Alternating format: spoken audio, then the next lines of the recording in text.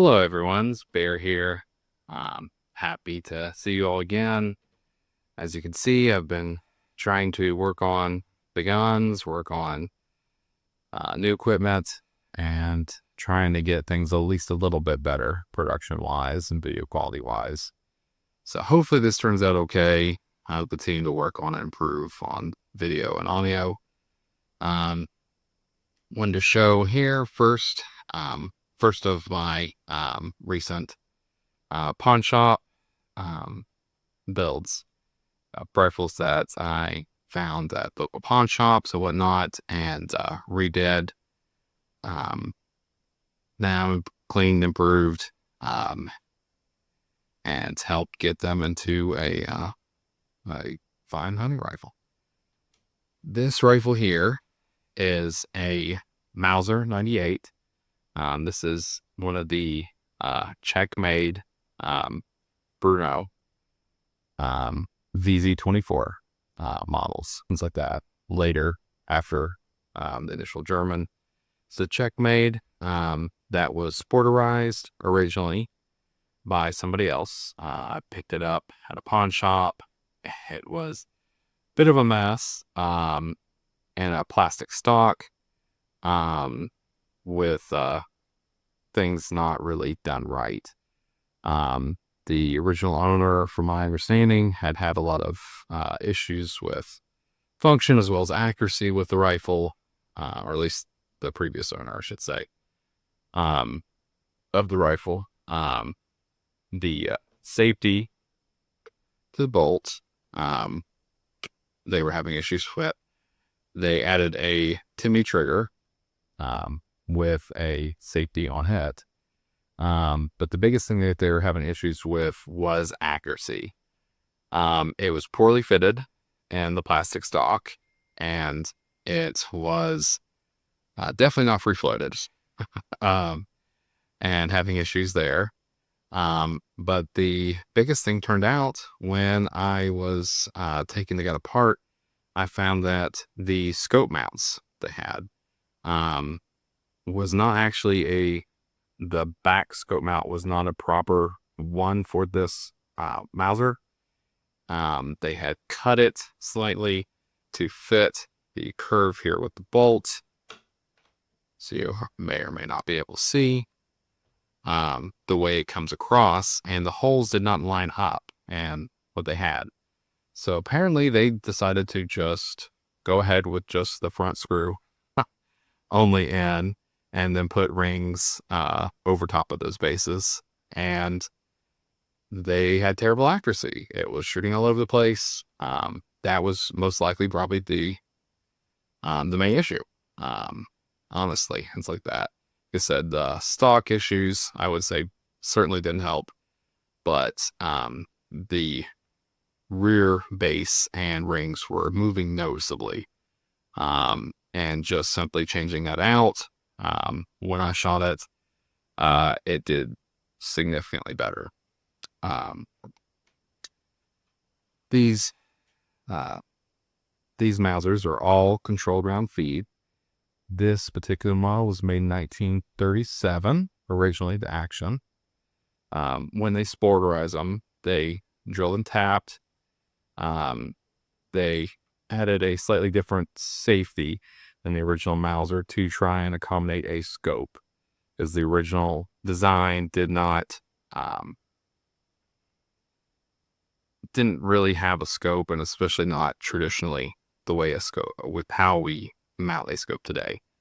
They also replaced this barrel here, this chamber, in 260 Remington, which have some Remington, Corlot, and Federal Fusion. The box I got with the rifle says Remington Corlock, but it ended up being half and half, Corlock and Federal Fusion. This is actually a 24-inch barrel, and it is slightly heavier than what you'd see a normal sporter barrel. Possibly 3 contour, maybe a little heavier, maybe not. They are controlled round these. So you load the rounds in the magazine. Obviously, it's unloaded in this internal magazine here. Then when you bring the rifle forward, it pulls, strips, and out of the magazine, it is caught by the claw here and retained, brought in here, chambered. And then if you can see the lugs here,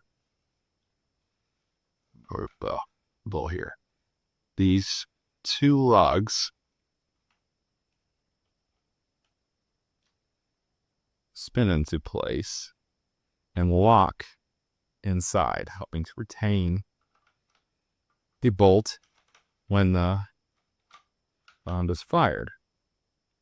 This one, because the trigger, aftermarket trigger that they added, there is a safety here, and that also this safety, which functions fine, but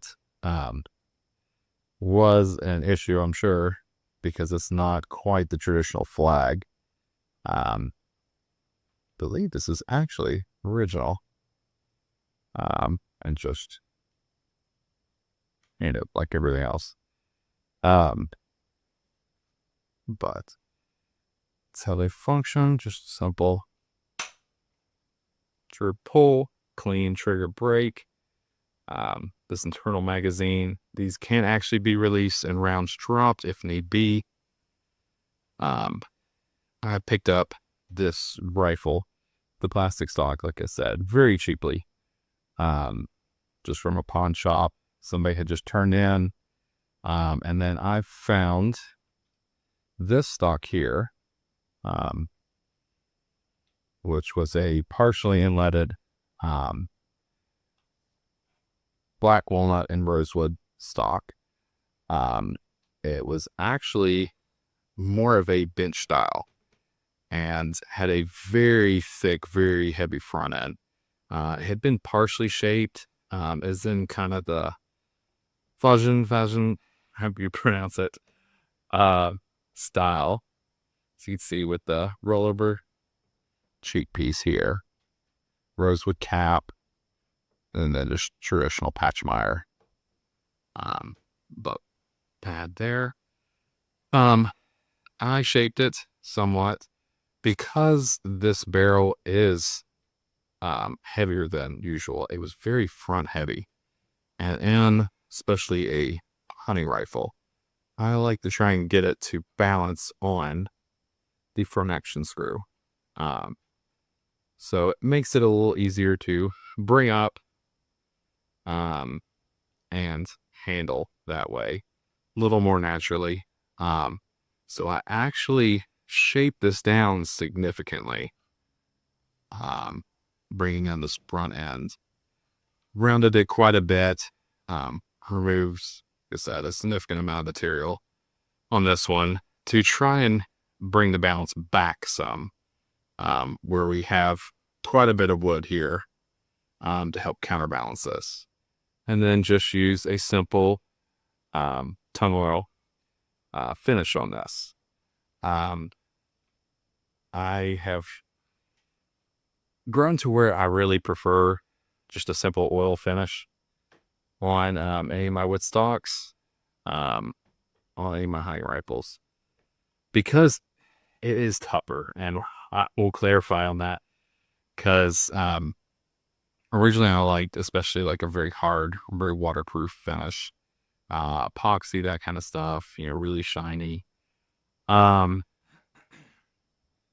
of finish. And what I actually found was that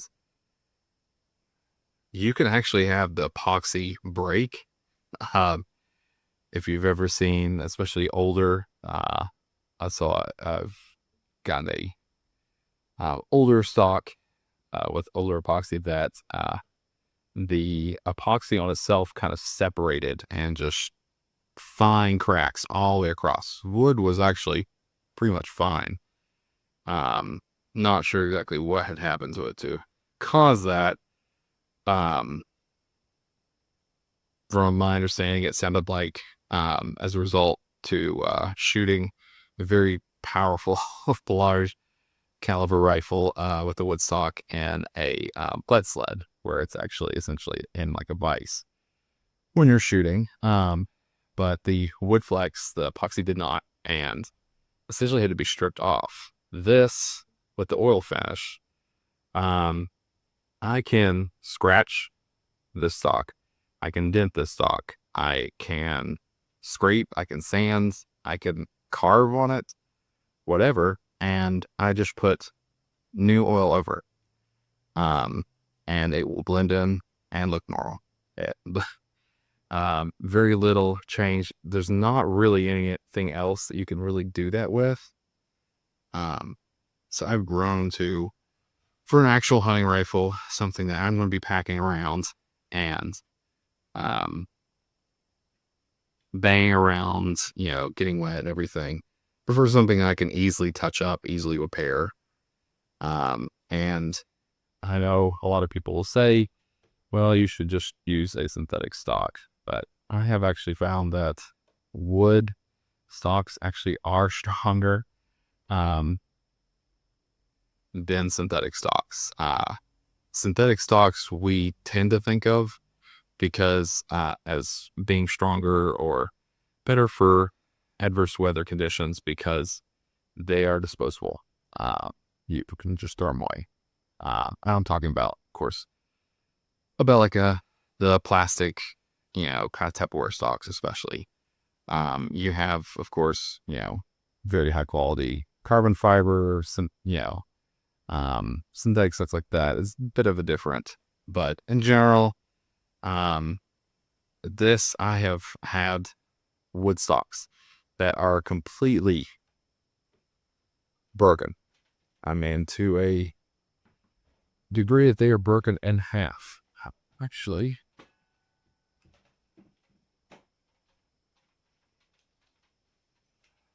this Winchester Model 70 here, the stock was completely split.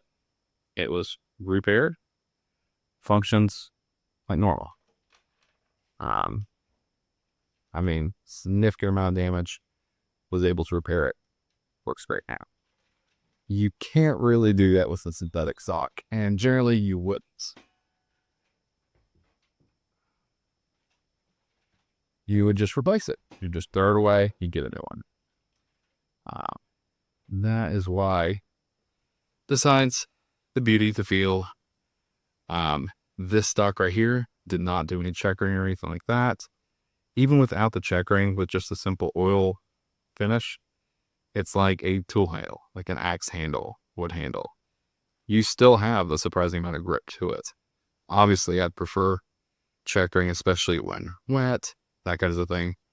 Blood on your hands when you're actually out hunting.